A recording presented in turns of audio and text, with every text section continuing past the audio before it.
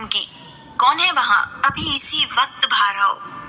गुस्से में यामिनी ने दरवाजे की तरफ देखते हुए कहा। तन्वी बाथरूम का दरवाजा धीरे से खोलकर दबे पांव विद्युत और यामिनी के सामने आ जाती है। इससे बुरा क्या ही हो सकता था उसकी जिंदगी में। तन्वी धीमी सी आवाज में कहती है, मिस यामिनी, मिस्टर विद्युत, मुझे अब जाना चाहिए। आप दोनों अपनी बातें जारी रख सकते हैं। इतना कहकर तन्वी बाहर जा ही रही होती है कि यामिनी उसे रोक लेती है। वहीं रुको कहते हुए तन्वी के रास्ते में आकर खड़ी हो जाती है। फिर अपने गुस्से पर काबू पाते हुए वो तन्वी से कहती है, तुमने हमारी कितनी बातें सुनी। तन्वी समझ जाती है कि यामिनी उससे क्या कहना चाहती है। वो तुरंत ना में सिर हिलाते हुए यामिनी से कहती है, आप फिक्र मत कीजिए मिस यामिनी, मैंने कुछ भी नहीं सुना। तन्वी के ऐसा कहते ही यामिनी का गुस्सा 7वें आसमान पर पहुंच जाता है और वो तेज आवाज में तन्वी से पूछती है, मुझे तुम्हारी बातों पे यकीन नहीं। मैं कैसे मान लूं कि तुमने हमारी कोई भी बात नहीं सुनी? उफ, क्या करूं अब मैं तुम्हारा। तन्वी को समझ नहीं आता कि यामिनी आखिर कहना क्या चाह रही थी। आखिर ये लोग अब कर ही क्या सकते हैं, तन्वी सोचती है। इतने में यामिनी तन्वी को ऑर्डर देते हुए उससे कहती है, अभी इसी वक्त अपना बैग खोल कर दिखाओ। मैं देखना चाहती हूँ कि कहीं तुमने हमारी बातें रिकॉर्ड तो नहीं कर ली। व्हाट मिस यामिनी, आप हद पार कर रही हैं। तन्वी मन ही मन सोचती है और बिना कुछ रिएक्ट किए उसी जगह खड़ी रहती है। अपनी बातों का असर तन्वी पे ना पड़ते देखकर यामिनी उसे धमकी देते हुए कहती है, अपना बैग इसी वक्त खोल कर दिखाओ। माना तुम्हें मेरा कोई डर नहीं, पर मिस्टर विद्युत के गुस्से से तो तुम वाकिफ हो, या फिर आज वाकिफ हो जाओगी। यामिनी की बातें सुनकर तन्वी एक नजर विद्युत की तरफ देखती है। भले ही हमारा रिश्ता कैसा भी क्यों ना हो, इस वक्त तो मिस्टर विद्युत मेरी मदद जरूर करेंगे, है ना? तन्वी के इस सवाल का जवाब उसे अगले ही पल मिल गया, जब विद्युत बिना कुछ रिएक्ट किए अपनी जगह पर चुपचाप बैठा रहा। विद्युत के लिए तन्वी शायद एग्जिट ही नहीं करती है। उसे तन्वी के मामले से कोई लेना देना नहीं है। वैनिटी में चुपचाप बैठा विद्युत ऐसा पेश आ रहा था जैसे यामिनी और तन्वी की बातें उसे सुना ही नहीं दे रही हैं। क्या मिस्टर विद्युत को वाकई कोई फर्क नहीं पड़ रहा है?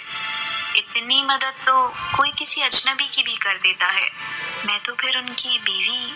तन्वी मन ही मन सोचती है। विद्युत की चुप्पी को देखकर तन्वी समझ जाती है कि अब उसे ये बेइज्जती झेलनी ही पड़ेगी। आखिरकार वो अपने बैग को खोलकर उसके अंदर का सारा सामान सामने रखी टेबल पर बिखेर देती है। यामिनी एक एक कर टेबल पर पड़े सारे सामानों को देखने लगती है। तन्वी के खिलाफ कोई भी चीज उसके हाथ नहीं लगती। आई होप अब आपको मुझ पर यकीन हुआ होगा। Can I leave now? Tanvi गुस्से में टेबल पे बिखरा सामान अपने बैग में वापस रखते हुए कहती है। यामिनी एक नजर विद्युत की तरफ देखती है। विद्युत अभी भी बिना कुछ रिएक्ट किए वहां चुपचाप बैठा हुआ है। हालांकि उसके चेहरे को देखकर ऐसा बिल्कुल नहीं लग रहा कि उसे तन्वी के लिए थोड़ा सा भी बुरा महसूस हो रहा है। मैं जानती हूँ कि मिस्टर विद्युत को रिपोर्टर्स से कितनी नफरत है, और ये लड़की तो उनकी गाड़ी के सामने तक आ गई थी। इसके बावजूद मिस्टर विद्युत ने उसे फिल्म सेट के अंदर बुलवाकर उसे फर्स्ट एड दिलवाया। जरूर ये सब उन्होंने इसीलिए किया ताकि वो तन्वी की बेइज्जती कर सके, वरना सब जानते हैं कि मिस्टर विद्युत किसी पे रहम खाने वालों में से नहीं है। यामिनी ने मन ही मन सोचा। विद्युत के इरादों को जानने के बाद अब वो तन्वी को इतनी आसानी से बच के नहीं जाने देगी। मुस्कुराते हुए यामिनी तन्वी से कहती है, मैंने सुना है कि आजकल के रिपोर्टर्स काफी स्मार्ट हो गए हैं, यहाँ तक कि वो अपने कपड़ों में कैमरा और माइक्रोफोन छुपा के रखते हैं। Let me just check you. तुम्हें अपने कपड़े हटाने होंगे। यामिनी की बातें सुनकर तन्वी सकते में आ जाती है।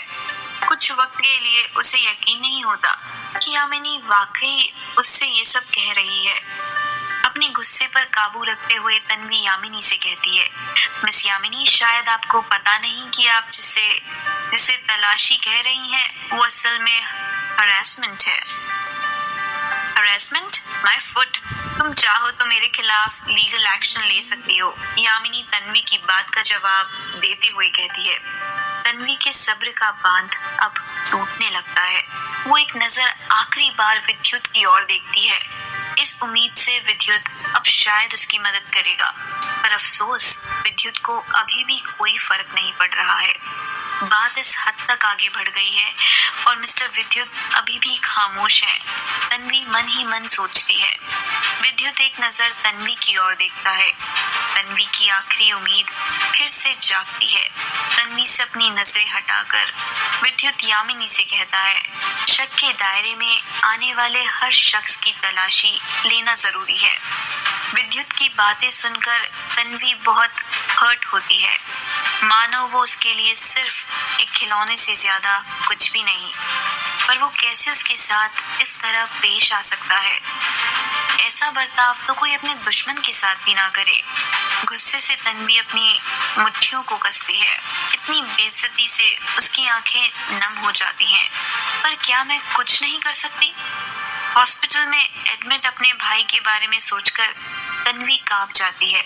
अपनी नजरों को नीचे कर वो यामिनी से कहती है, ठीक है, अगर आप लोगों की यही मर्जी है तो फिर। इतना कहते हुए वो अपने शर्ट के बटन्स को खोलने लगती है। तन्वी को विद्युत के सामने ऐसा करता देखकर यामिनी उस पर गुस्से से बरस पड़ती है। ये क्या कर रही हो तुम? जो आपने मुझे करने के लिए कहा है वही। अपने चेहरे पर नकली हंसी लिए तन्वी यामिनी की बात का जवाब देती है। यामिनी एक नजर विद्युत की तरफ देखते हुए तन्वी को डांटती है, मैंने कभी नहीं सोचा था कि तुम इस हद तक गिर जाओगी, कि मिस्टर विद्युत के सामने ऐसी हरकतें करोगी। तुम्हें शर्म आनी चाहिए। मिस्टर विद्युत से अब कैसी शर्म? तन्वी झूठी मुस्कान लिए विद्युत की तरफ देखती है। उन्होंने तो ये सब पहले से ही देख रखा है। क्यों मिस्टर विद्युत, मैंने कुछ गलत कहा क्या? तन्वी के इतना कहते ही यामिनी चौंक कर विद्युत की तरफ देखती है। वो अब भी बिना कुछ रिएक्ट किए चुपचाप बैठा हुआ है। आखिर तुम कहना क्या चाहती हो? परेशान होकर यामिनी तन्वी से पूछती है।